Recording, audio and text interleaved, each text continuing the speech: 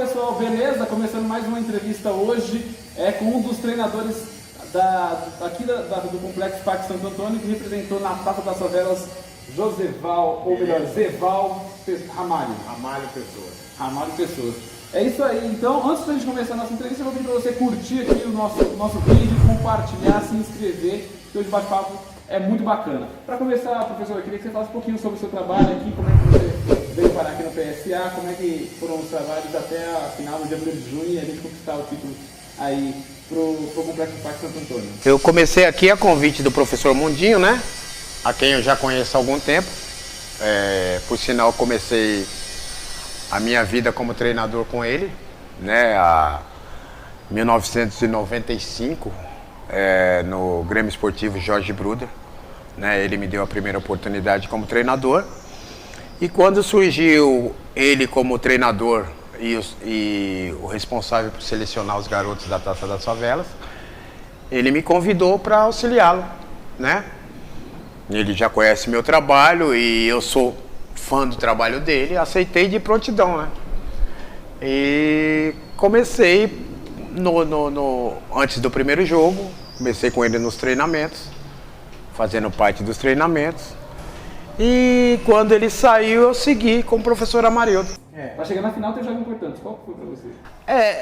Assim, eu acho que a maior dificuldade, né, a troca de comissão técnica durante o campeonato, isso foi um fato muito negativo, né? Porque, assim, você está com a comissão técnica, no caso está com o treinador, que nem o professor Mundinho, estava no primeiro jogo. Ele conhecia os garotos a fundo, né? Eu tinha chegado um pouco antes, né? O professor Amarildo não estava presente nessa, apesar dele ter participado da seleção, da peneira, a seleção que digo, ele não estava presente nos treinamentos. Então o professor Mundinho, ele tinha um controle, ele sabia, ele conhecia a maioria dos jogadores. Então ele teve o primeiro jogo, nós ganhamos, e o segundo jogo a gente já teve que mudar o treinador, né? E na minha opinião, um dos jogos mais complicados, que seria um adversário que era um dos favoritos, que seria a cidade de Tiradentes. Então e a gente teve alguns obstáculos. O professor Amarildo, no primeiro jogo dele, teve um problema de saúde, não pôde comparecer, e eu ali como um auxiliar técnico, eu tive que assumir o time dentro do vestiário, né? E por se tratar de um jogo eliminatório, aumenta a sua responsabilidade, porque perdeu, estava fora. Se ganhou, bem no jogo que eu estreiei, né? Aliás, não era nem para ter estreado como treinador. E de repente eu estava ali no vestiário tendo que comandar o time num jogo que a gente achava super complicado. Mas depois disso aí, o pessoal ganhou confiança, a garotada ganhou confiança, o professor Amarildo voltou a assumir o comando, né? Sempre em parceria, a gente sempre trabalhava em parceria, né? Junto com o professor Robson, que fez um trabalho excelente, né? De preparo físico, e o trabalho, digo assim, fenomenal da doutora Samanta, né? Porque assim, quando você seleciona o garoto, você sabe que ele tem futebol. Sim. Mas nós treinadores não temos esse preparo para trabalhar a cabeça do garoto, do jogador, para focar numa competição. Então eu acho que um dos trabalhos mais difíceis foi o da doutora, com essa dinâmica de grupo, com esse atendimento individual de jogador, foi focando, foi direcionando eles para isso aí. Mas essas etapas, você chegar no campo e saber que se você perdeu, seu trabalho já foi tudo embora, que você não vai ter uma segunda oportunidade, a pressão é muito grande. Então, quando você falou da minha pressão, além da pressão extra-campo, a pressão arterial, ela vai lá em cima, porque quando você entra em campo, isso tudo acaba, né? Mas o pré-jogo é muito difícil, ainda mais numa final, no Pacaembu, com 40 mil pessoas, com a mídia em cima, ao vivo nem em rede nacional, é muito complicado pra gente que não tinha essa experiência, né? Mas o trabalho, né? O trabalho foi bem feito, né? Porque o PSA, na verdade, até o terceiro jogo, que eu me lembro, ninguém acreditava muito, né? Nem os próprios... Eu ia perguntar agora, ninguém assim, os adversários, as pessoas aqui próximas, os jogadores? Não, os próprios, pelo que a gente tinha reuniões semanais, depois dos treinos, treinava, e a gente sentia nos jogadores que não tinha aquela final. Apesar da gente ter trabalhado muito bem, nós da comissão técnica, psicólogo, treinador, preparador físico, auxiliar técnico, a gente trabalhou muito essas etapas, né? Nunca pensando em final, sempre pensando, né? Eu sei que é chavão, o jogador sempre fala isso, o que importa é o próximo jogo. 3 pontos, ganhar 3 pontos. O outro jogo é depois, mas a gente estava galgando degrau por degrau. Então a gente sempre, o foco principal era no jogo próximo. Mas é assim, eu acho que a união do grupo, outro chavão, né? Mas a união do grupo, o foco do grupo, a parceria, porque você administrar ego com o jogador, com mídia em cima, né? Com a Globo diariamente nos nossos treinos. Mais uma pressão. É uma pressão grande, então quer dizer, o foco, e eu acho que isso foi fundamental. Qualquer equipe mal preparada psicologicamente, ela teria perdido o foco. Porque tinha repórter querendo tirar jogador de treino, entendeu? Tinha jogador querendo... indiretamente existe o ego, né? Isso foi trabalhado também? Foi trabalhado muito, porque a Globo tá aqui, quem é que vai dar entrevista? Entendeu? Mas porque um moleque de 17 anos, 17 anos, isso, meu. Que nunca nem viu uma câmera na frente. Então, quer dizer, o suporte que a gente tinha, eu digo a gente, os treinadores fora, com a parte psicológica, com a parte de auxílio, com a parte de vigilância até. O garoto foi pra balada.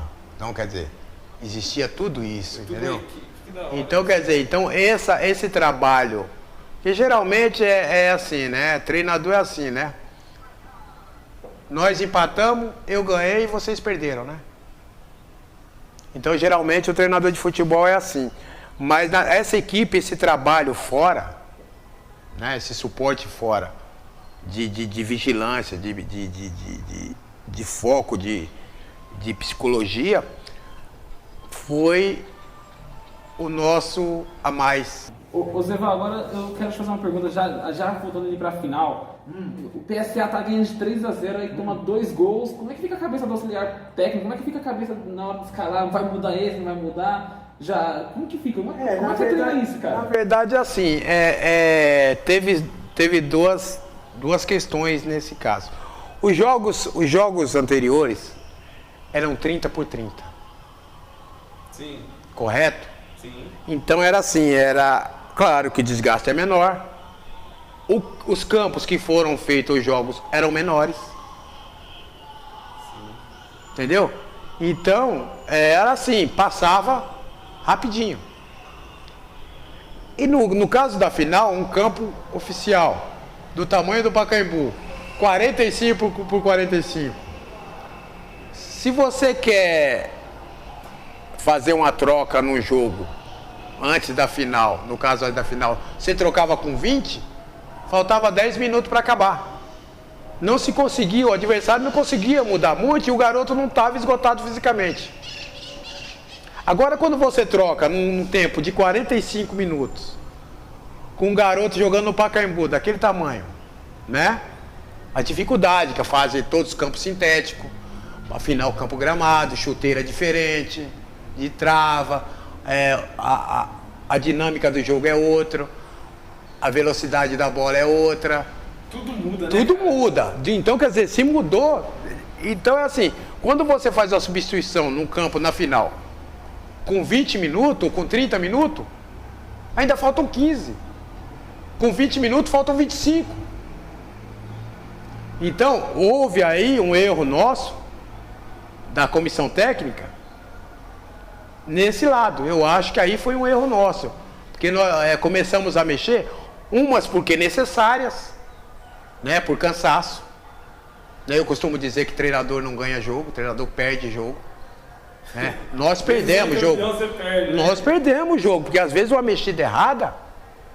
Pode ser fatal. Porque o treinador fala assim, eu coloquei aquele garoto, ele vai lá, faz um gol. Fala, tá vendo? Ó, o olho do treinador. Mas se aquele garoto fala, ele não fala que foi, né? Então tem muito isso. Então, quer dizer, essas mexidas precoces durante o jogo, eu não sei precisar quando foi feito as substituições, não que o garoto que entra, ele está no nível abaixo. Por toda a condição do jogo, né? Adrenalina, o cara já está lá, o jogador que começou jogando, ele já está mais habituado na velocidade da bola, né? O jogador que ele entrou durante o jogo, ele tem 15 minutos para se habituar, o tamanho do campo, se posicionar, a velocidade do jogo, a torcida, entendeu? Então assim, era para mexer? Era para mexer. Mas eu costumo dizer que não se substitui para piorar, né? Você sempre substitui no intuito de melhorar. Como se estava ganhando de 3-0 e a gente já tinha perdido vários gols, se achou que nós da comissão técnica achamos que a gente poderia, alguns por homenagem, né? Tem o lado sentimental, que é deixar o garoto jogar no Pacaembu. Tem tudo isso, né? Tem tudo isso, entendeu? Você mesmo entrevistou um garoto que estava triste porque não entrou. E aí nós estamos com o Jonathan. E essas lágrimas aí, cara? Cara, de decepção, que eu sabia que eu tinha capacidade de estar em campo e o técnico não me colocou. Mas quem jogou tá de parabéns e trouxe o título PSA. Hoje eu não pude estar no campo, mas eu estava torcendo pelos meus companheiros, isso que importa. É difícil pra gente que senta no banco. O garoto vai pra lá com o sonho de entrar, de jogar no Pacaembu. Aí você olha lá no banco, tem um monte de garoto. Aí você tá ganhando de 3-0. Você fala assim, ó, o que custa? É difícil trabalhar esse lado. Entendeu? Então, quer dizer, é um erro nosso? Mas é justificável. Entendeu? É justificável. Se você perguntar pra mim, ó, qual o fato que mais te marcou na Taça das Favelas? Foi esse fato. O dia que as mães, Dia das Mães, nós jogando lá no horário do almoço, cada um tinha que estar almoçando com a sua mãe, e a gente, os garotos entrando de mão dadas com as mães, quem não tinha mãe pegou a mãe do outro, né? A mãe adotou, você é meu filho, vamos entrar junto, e mãe cantando hino nacional perfilado do lado do filho. Foi algo extraordinário, foi uma caixada de mestre. Dali em diante, eu cheguei no professor Amarildo, eu lembro, no professor Amarildo, e falei, nós vamos ser campeão.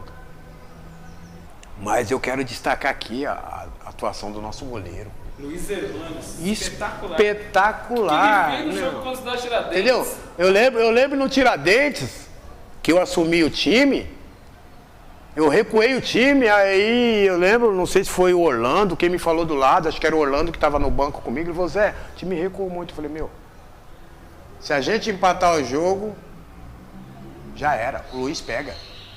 Boa, eu particularmente gostei pra caramba. Eu falei demais, você não perguntou nada, mas... É louco, não precisa nem perguntar. Obrigado. É bom. Queria deixar um abraço aí para o pessoal, para os jogadores da Taça das Favelas, se você me permite, para os jogadores do PSA. Do PSA não, da Taça das Favelas. Queria dizer que tem muitos jogadores do PSA, das outras equipes que fizeram parte da Taça das Favelas 2019, que acham que a Taça das Favelas é um topo. Não é, gente. Não é porque você não foi reconhecido na Taça das Favelas que a sua carreira encerra. Vocês têm muito caminho pela frente. Continuar lutando. Taça das Favelas não é o topo. Taça das Favelas é só um degrau, né? Um degrau no começo da escada ainda que você... Entendeu? O pessoal que participou da Taça das Favelas são jovens, são garotos muito novos, que têm uma vida toda pela frente. Continue lutando. Não desistam, né? Tá bom? Então é isso, pessoal. Chegamos à final desse bate-papo com o Zeval, um dos treinadores aqui do Complexo Parque Santo Antônio na Taça das Favelas 2019. Então, até a próxima com outro jogador aqui no canal CDC PSA. Valeu! Abraço.